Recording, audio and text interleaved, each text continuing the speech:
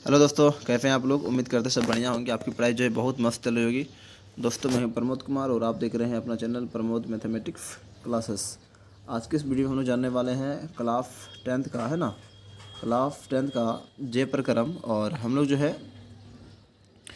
लोग पिछले वीडियो में जो है क्लास 10th का जे प्रक्रम का कुछ क्वेश्चन फिर देखे हम लोग, ठीक है ना। और आज हम लोग देखने वाले हैं पेज नंबर, है ना, पेज नंबर 122, पेज नंबर 122 का ऑप्शन आंसर, ठीक है। और अगर आप लोग इसके पहले का वीडियो नहीं देखे हैं तो वहाँ तक वीडियो देख लीजिए। और अगर चैनल पर नया आया है तो चैनल को सब्सक्राइब कर लीजिए। वीडियो अच्छा लग रहा है तो वीडियो को लाइक कीजिए और वीडियो को देखिए क्लास 10 के बच्चों तक शेयर कीजिए। देखिए पहला क्वेश्चन इंपॉर्टेंट है, कहता है मानव में वहन तंत्र के घटक कौन से, इन घटकों के क्या कार्य हैं। इसका आंसर कहते हैं मानव में वहन तंत्र हृदय, रुधिर तथा रुधिर वाहिका है, इनके कार्य है। तो इनके कार्य क्या है, थोड़ा इस पर हम लोग गौर करते हैं। पहला काम है दोस्तों हृदय का। तो हृदय जो एक पंपित अंग है जो शरीर में रुधिर को पंप करता है। देखिए आप लोग जानते हैं रुधिर का हृदय काम क्या पंप करना है। और बी ऑक्सीजन, बी ऑक्सीजन का मतलब होता है मतलब एक बी ऑक्सीजन का मतलब होता है दोस्तों जिस रक्त में कार्बन डाइऑक्साइड मिला हुआ है, मतलब वो खराब रक्त होता है, मतलब मरा हुआ रक्त होता है।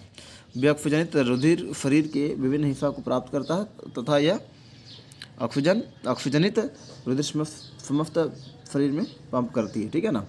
अगला है, देखिए आपका अगला है आप लोगों का रुधिर, ठीक है।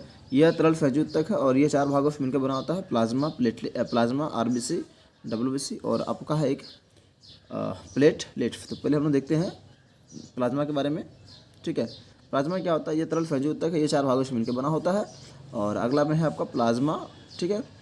प्लाज्मा जो होता है दोस्तों, ठीक है, प्लाज्मा जो होता है, यह प्लाज्मा काम क्या है, कार्बन डाइऑक्साइड तथा नाइट्रोजन युक्त पदार्थ को ढोना है।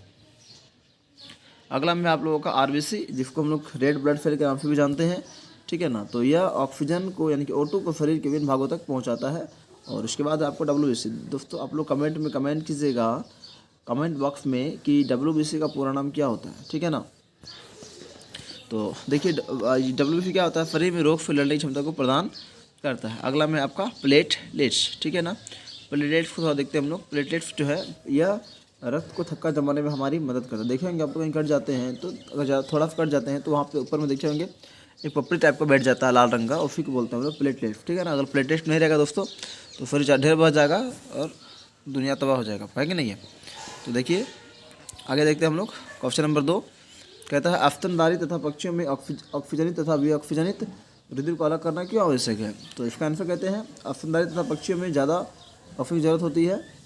देखिए स्तनधारी में हम लोग आते हैं कि ना, स्तनधारी में हम लोग आते हैं मनुष्य, रुधिर उतना ऑक्सीजन पूर्ति नहीं कर पाता। यदि ऑक्सीजनित रुधिर और बी ऑक्सीजनित रुधिर आपस में मिल जाए तो ऑक्सीजन की बहुत बड़ी समस्या उत्पन्न होगी। अतः ऊर्जा की इन समस्याओं को देखते हुए इसका अलग करना बहुत ज़रूरी है, ठीक है। अगला क्वेश्चन देखते हैं, कहता है उच्च संगठित पादप में वहन तंत्र के क्या घटक हैं। देखिए कहते हैं वहन पादप में परिवहन तंत्र के प्रमुख घटक। और ये क्वेश्चन आपको बहुत ज़्यादा VBI है, थोड़ा इसको आप लोग गौर कीजिएगा, ठीक है। तो आपका नंबर 1 में क्या, जालम ऊतक, दूसरा में क्या आपका फ्लैम ऊतक। देखते हैं जालम ऊतक के बारे में। जालम ऊतक जो होता है जड़ तथा पत्ते के बीच जालम को एक मार्ग बनाते हैं, जिसको हम जालम मार्ग के नाम से जानते हैं। और इस मार्ग में जल तक नीचे से ऊपर की ओर आती है। अगला में आपका फ्लैम ऊतक, ठीक है। तो फ्लैम ऊतक क्या होता है, पत्तियां, सूर्य के प्रकाश, कार्बन डाइऑक्साइड, जल जो भी होता है अपन लेके भोजन बनाती है। और इस भोजन का भंडारण जो है फ्लैम ऊतक करता है। और फ्लैम ऊतक इसे पौधा के विभिन्न भागों जैसे जड़ हो गया, तना हो गया, पुष्प हो गया, फल हो गया, मतलब बीज तक पहुँचाने का काम करती है। अगला क्वेश्चन दोस्तों आप लोगों का, कि पादप में जल तथा खनिज लवण का वहन कैसे होता है। पादप में जल तथा खनिज लवण का वहन कैसे होता है। तो दोस्तों चलिए इसका आंसर देखते हैं हम लोग। और इसका आंसर है पादप में जल तथा खनिज लवण का वहन जालम ऊतक करता है। जड़ों की कोशिकाएं मृदा के अंदर होती है तथा वह अपना आयन का आदान प्रदान करती है। यह जड़ और मृदा में जल, है ना, यह जड़, ठीक है, यह जड़ तथा मृदा में जड़ के आयन में एक अंतर उत्पन्न करता है। इस अंतर को समाप्त करने के लिए जल गति करते हुए जल के जाइलम में, है ना, जल के जाइलम में जाता है और जल के अस्तंभ का निर्माण करता है, जो लगातार ऊपर की तरफ पहुंच नहीं सकता है। पत्तियां के द्वारा वाष्पोत्सर्जन की क्रिया द्वारा जल की हानि होती है, जो जल को जड़ों में उपस्थित कोशिकाओं द्वारा खींचता है। अतः वाष्पोत्सर्जन जल की गति के लिए बहुत महत्वपूर्ण होता है। तो दोस्तों देखिए आप लोगों को जो इसका आंसर था कि पादप में जल तथा खनिज लवण का वहन कैसे होता है, इसका आंसर आप लोग जो है ये वाला भी कहीं ना कहीं 3 नंबर का जो आंसर था ये वाला भी ये वाला जाइलम ऊतक और फ्लोएम ऊतक, ये दोनों मिला के आप लोग लिख सकते हैं इसका आंसर, कोई दिक्कत नहीं है, ठीक है ना। चलिए अगला क्वेश्चन है, पादप में भोजन का स्थानांतरण कैसे होता है। आप लोग जानते हैं पौधा में, तभी पढ़े हम लोग, फ्लोएम ऊतक में ही फ्लोएम ऊतक करता है। तो देखते हैं इसका आंसर क्या लिखा हुआ है। पत्तियाँ सूर्य का प्रकाश जल तथा कार्बन डाइऑक्साइड लेकर भोजन बनाती है, जानते हैं हम लोग। उस भोजन का बंटन फ्लोएम ऊतक करता है। फ्लोएम ऊतक उसे पौधा के विभिन्न भागों जैसे यहाँ कर देता है कि नहीं है, ये आप लोग पढ़ लिए हैं। अब हम लोग आते हैं पेज नंबर, ठीक है, 124 में, ठीक है। तो कहता है 124 में ये क्वेश्चन आपका VBI है, बहुत इंपॉर्टेंट क्वेश्चन है, कहीं ना कहीं आते रहता है। कहता है विकराणु की रचना तथा क्रियाविधि का वर्णन करें। तो विकराणु का देखिए चित्र कहीं ना कहीं बना होगा, ठीक है। तो पहले इसको हम लोग क्वेश्चन से देख लेते हैं, ठीक है ना, इसके बाद तो उसका समझेंगे। चलिए देखिए, कहता है विकराणु की रचना तथा क्रियाविधि का वर्णन करें।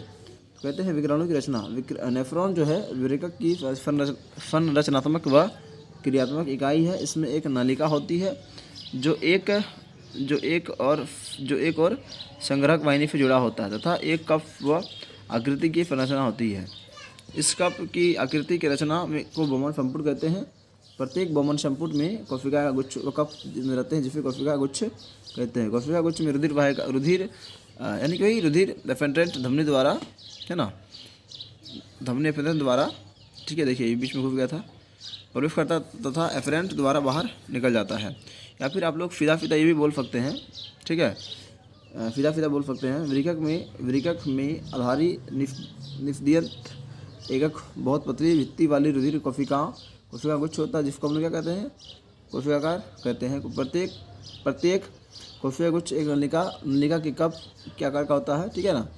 वृकक में ऐसी अनेक निस्दियंत एकक होती है जिसे विकराणु कहते हैं। और इसका कार्य क्या हो गया, ध्यान दीजिएगा जरा इसको। नेफ्रॉन का जो कार्य क्या होता है, देखिए पहले तो छानन हो गया, ठीक है। छानन क्या करता है, रुधिर बोमन संपुट के अंदर कोशिका गुच्छ की कोशिकाओं द्वारा छाना जाता है, ठीक है। और निस्दियंत विकराणु के नलिका हिस्से से गुजरता है। इसे निस्दियंत में ग्लूकोज एमिनो अम्ल यूरिया, यहाँ पे ग्लूकोज होगा, ठीक है ना, ग्लूकोज एमिनो अम्ल, ठीक है। और हो गया आपका अम्ल तथा जल की अत्यधिक मात्रा में होती है। चलिए आगे देखते हैं पुनः अवशोषण। पुनः अवशोषण में क्या होता है, थोड़ा सा गौर कीजिएगा, ठीक है। पुनः अवशोषण में क्या होता है,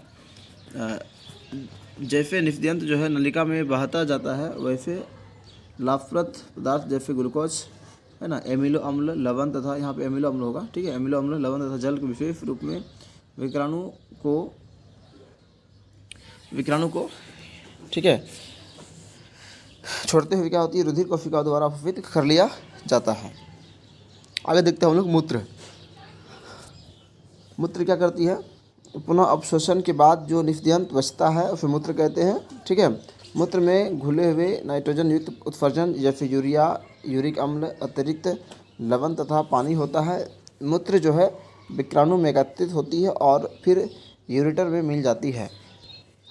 चलिए आगे देखते हैं हम लोग। क्वेश्चन नंबर 2 कहता है उत्सर्जी उत्पाद से छुटकारा पाने के लिए पादप किन विधि का उपयोग करते हैं। देखिए आपको ध्यान देना चाहिए कि हम लोग मनुष्य में भी जो है उत्सर्जित पदार्थ होते हैं जो कि मलमूत्र होते हैं। उसी प्रकार से दोस्तों क्या होता है, पादप में भी जो है अपशिष्ट पदार्थ होता है। तो वही कहता है कि पादप जो है अपना अपशिष्ट पदार्थ कैसे निकालता है, उस पर थोड़ा सा गौर करना है, ठीक है। तो देखिए कहते हैं पादप में, है ना, पादप में गोंद तथा दूध अपशिष्ट पदार्थ के रूप में होते हैं, ठीक है।